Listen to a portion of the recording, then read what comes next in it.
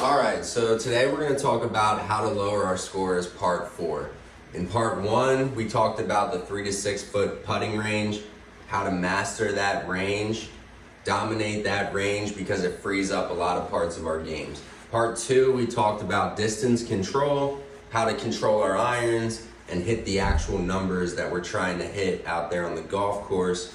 Part 3, we talked about getting smarter off of the tee, hitting different tee shots to put ourselves positionally into a good place to score. Now, part 4, we're going to talk about chipping.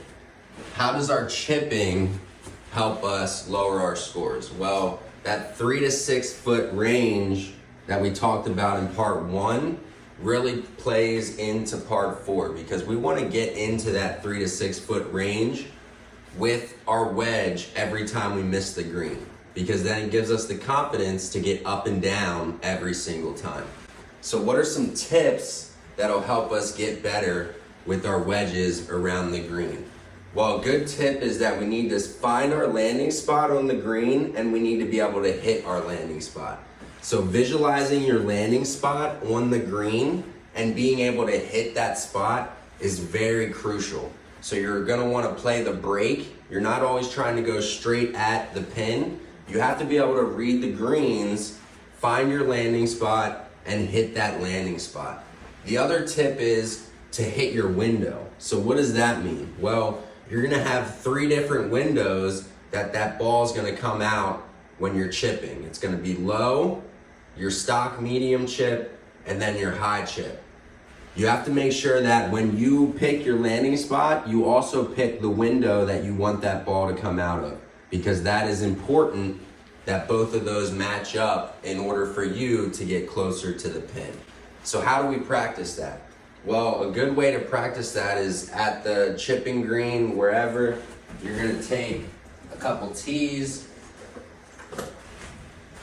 You're just gonna pick a spot that you're gonna chip from the whole time.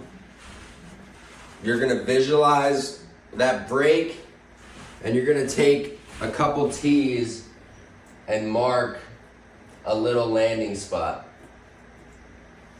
Okay, just a little circle, maybe 12 inches by 12 inches in diameter. And what that's gonna do is that's gonna give you a good visualization to start seeing your landing spot and trying to hit it. So from there, you're gonna hit chips into your landing spot and make sure that you're getting close to the pin. So that's one of the drills. Another drill is you take an alignment stick. Now this is for our windows, our low window, our high window, and our medium window.